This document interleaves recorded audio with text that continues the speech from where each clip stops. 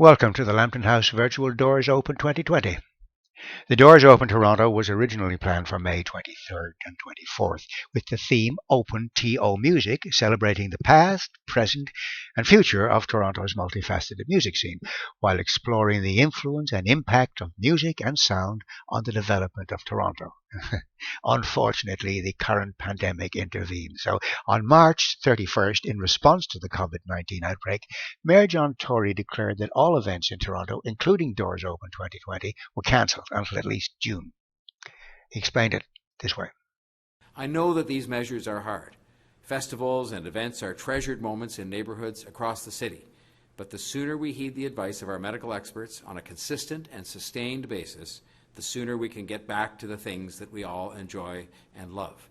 If getting back jobs and incomes and festivals and sporting events and concerts is something that you are really looking forward to, then the closer we follow the direction of the Medical Officer of Health, the sooner that we will get all of those things back. As we had already started to develop our thematic displays, we ask you to join us as we present a short virtual tour of the building, culminating in a presentation of our thematic material.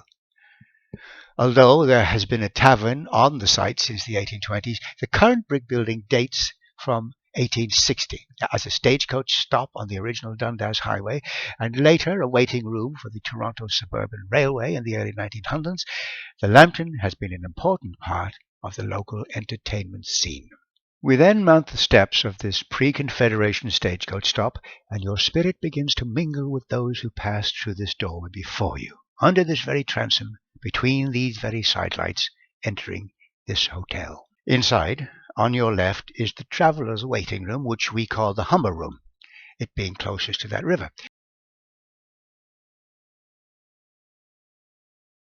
It has a fireplace and a stove insert, and is home to changing historical displays.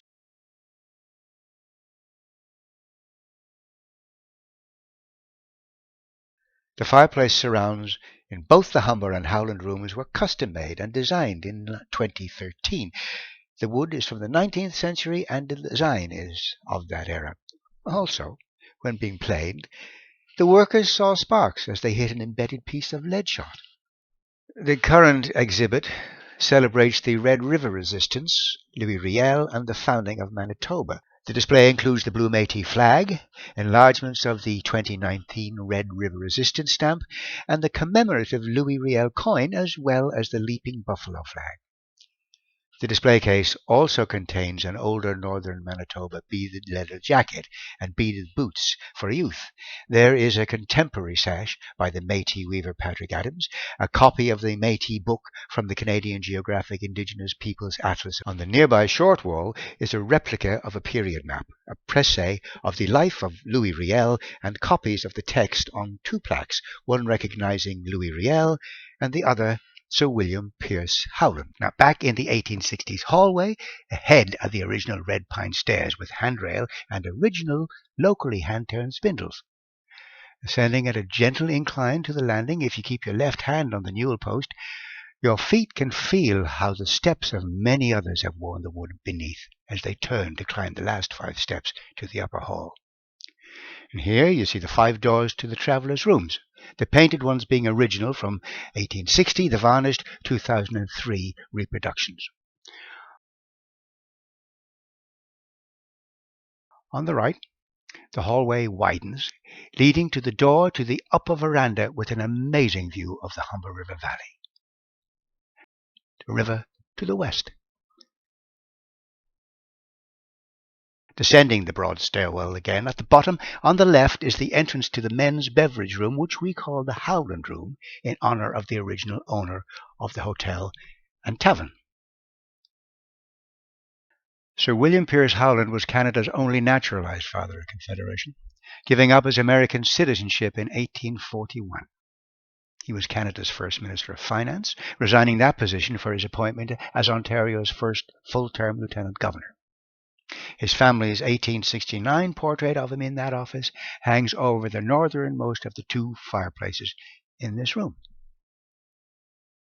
Musicians perform folk, rock, pop, and classical music here. The acoustics are very good.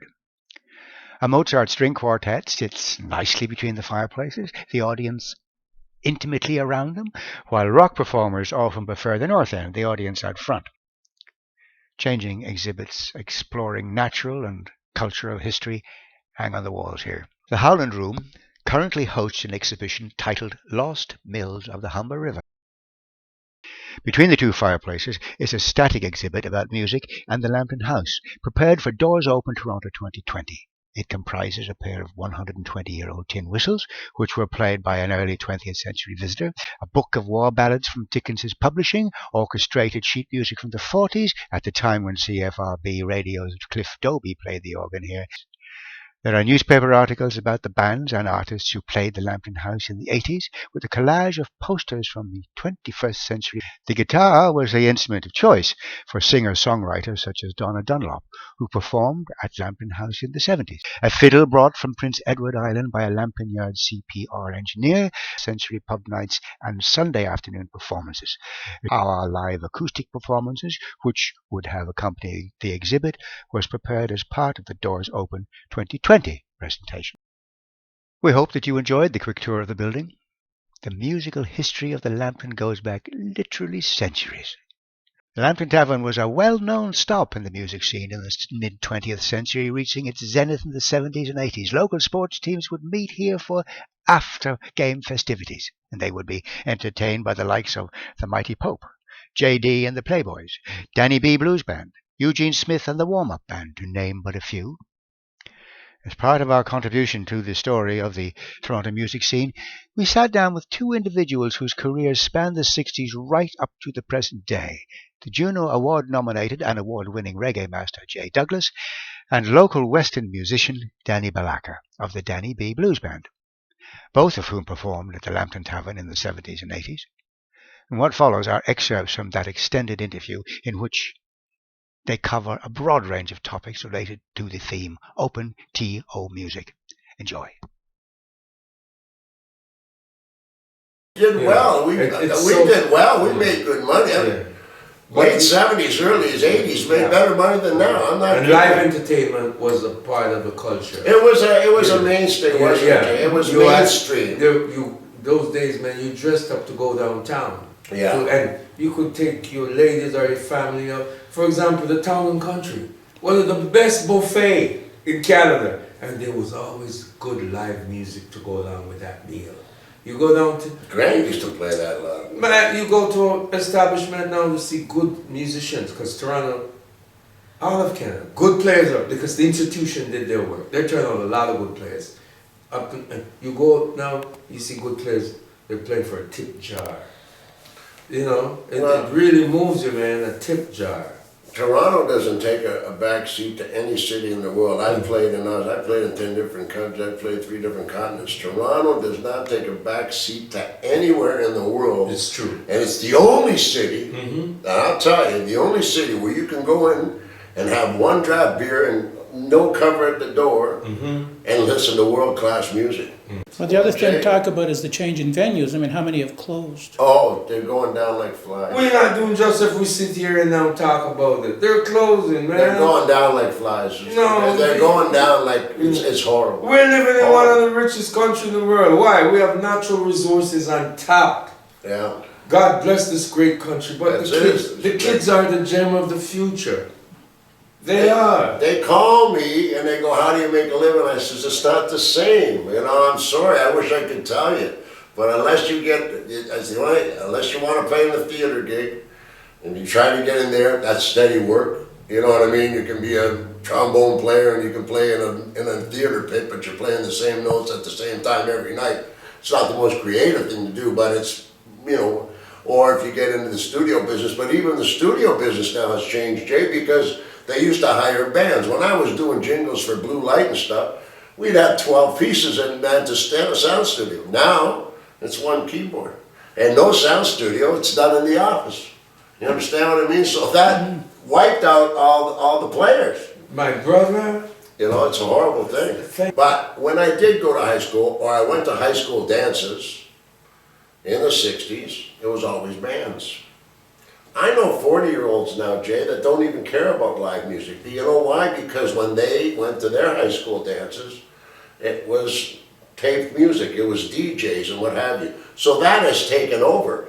You know what I mean? They just don't They forget care that we make the music. That's right. They forget it. And We'll do live- a gig and the DJ is trying to compete with the live band and and if we don't have it, the experience. How many times have you done a gig with a DJ and you're He playing thinks your- he's just, you're we playing make your- the music. You're playing your heart out, they don't dance. As soon as the DJ comes out with this horrible crap, the people, because that's what they're used to.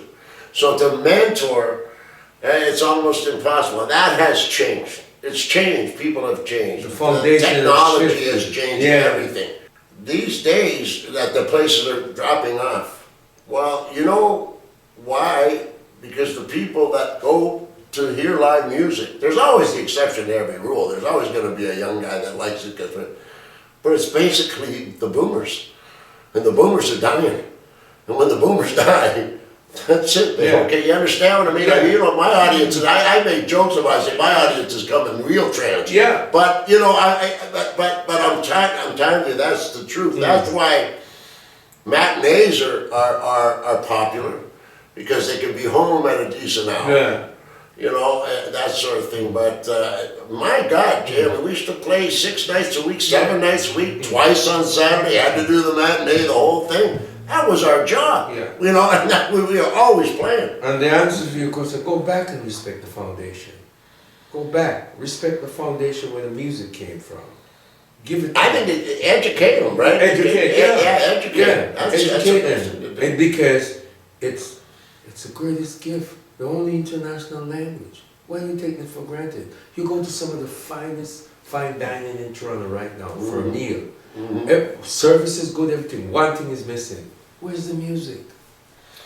There used to be a Where's the place piano player? Sure. Where is it? You play in a decent lounge or whatever. They don't even want to give you space for the band. They want tables, seats. No, I saw people coming in and they were saying, can we go away from that? We don't want any part of that. Can we, you know, whereas before they would be rushing right, you know, as close as they could. What it was like to be nominated twice for Junos? Great, great, great.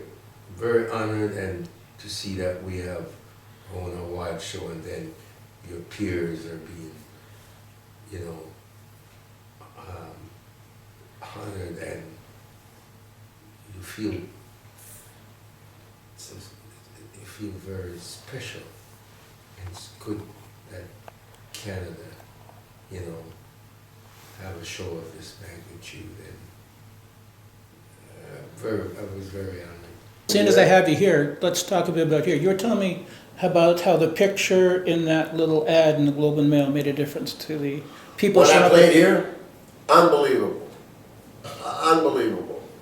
I just, I put the picture in the ad, and I didn't even know it was the Globe and Mail. A guy that, I remember, I'm going to mention like Wayne Diplock. I mean, I hadn't seen him, you know, for years. People came out of the woodwork, you know. I knew this guy from public school. I remember when he played the drums when he was 9 years old, and next thing you know, like they're here in 1980. It was packed. You couldn't get in here when I played. And it was just all Western people. They saw the picture. It was, man, it was fantastic. It was like playing in your own backyard. I mean, you know, God, I didn't live too far away. But yeah, it was great. So it seems like People, I'm sorry.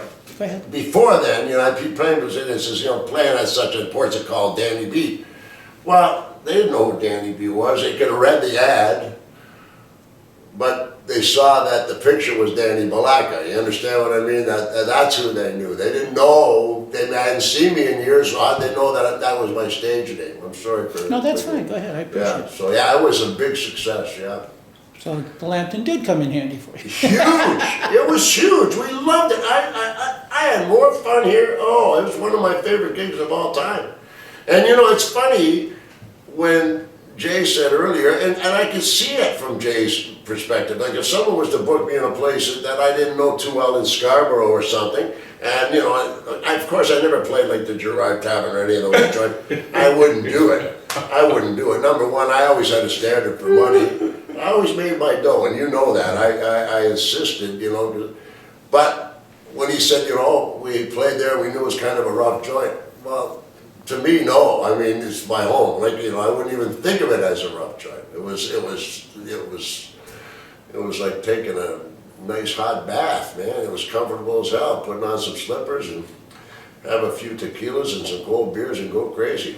Well, the thing that really struck me about coming here to play, 6 nights a week too, it was, even though it had some rough edges, what was so interesting is how it was a great community. Yeah. Everybody came here after a baseball or a softball game.